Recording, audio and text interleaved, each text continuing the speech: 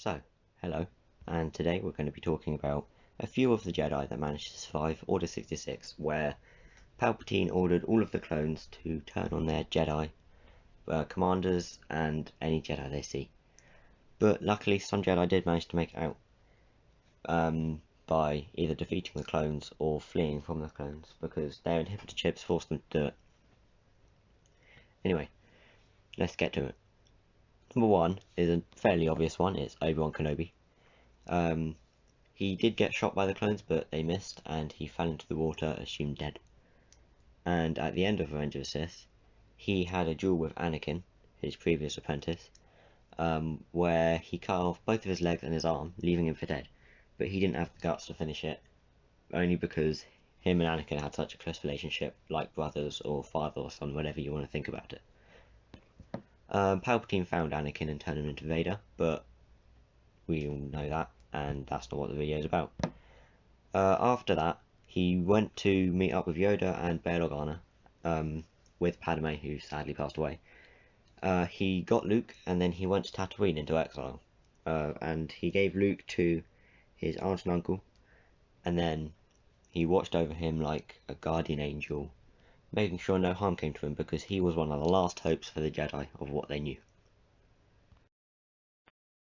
Number two is another fairly obvious one. It's Master Yoda. At the end of Revenge of the Sith, Yoda was the last hope at destroying Lord Sidious and bringing the Jedi Order back to power and rebuilding the Republic. Although throughout the duel, Palpatine used the strategy of pushing Yoda back with the Force and using Force instead of lightsabers, because he knew Yoda would beat him in a lightsaber fight, because Yoda's skills with a lightsaber are close to perfection. Although after failing in defeating the Lord, he fled and met up with Obi-Wan Kenobi and Bail Organa, to then go into exile on Dagobah, a swampy planet, where he felt like his failure didn't make him worthy enough to wield a lightsaber, so he swore to never use it again for anything, not even hunting. So he hid it away and swore to never use it again in his life. Number three is one that wasn't in the movies, but it is Ahsoka Tano. At the time of Order 66, Ahsoka had just returned from capturing Darth Maul on Mandalore, and Captain Rex tried his hardest to resist the order from Palpatine and had enough time to tell her to investigate Fives. Fives was a clone that found out about the inhibitor chips from one of his fellow clones, giving into Order 66 without the order, with an error in his inhibitor chip, and he killed Jedi, and Fives investigated it and he removed his inhibitor chip, but it made him drive insane. So then he picked up a gun because people weren't believing him, and then he got shot down by his fellow clones.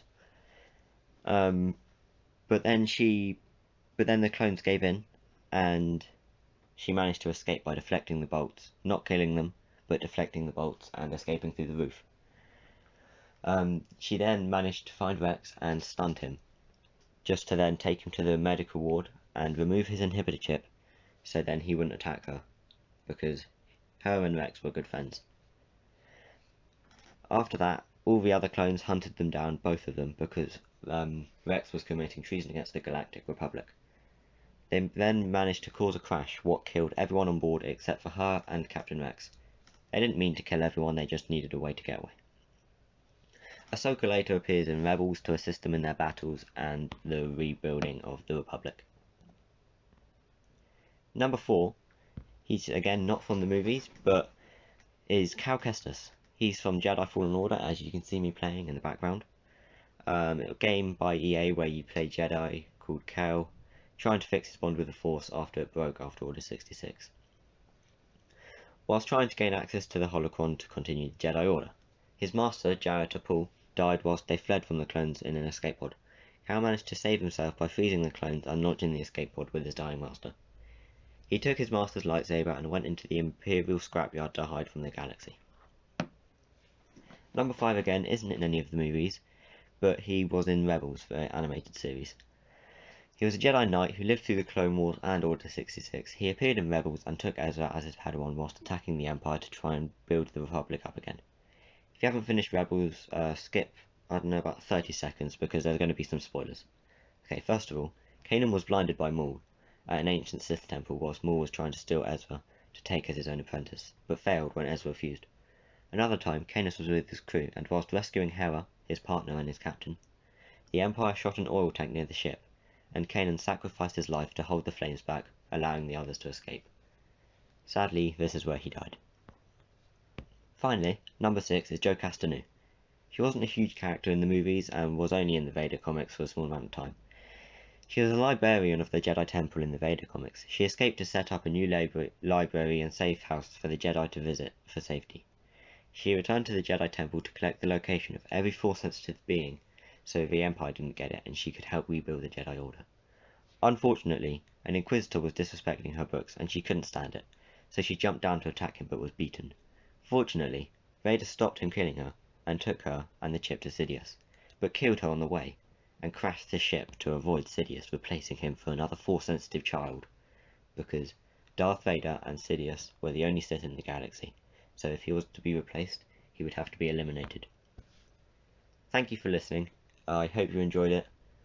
I apologise for the glitchy gameplay in the background of Fallen Order. I will try to improve.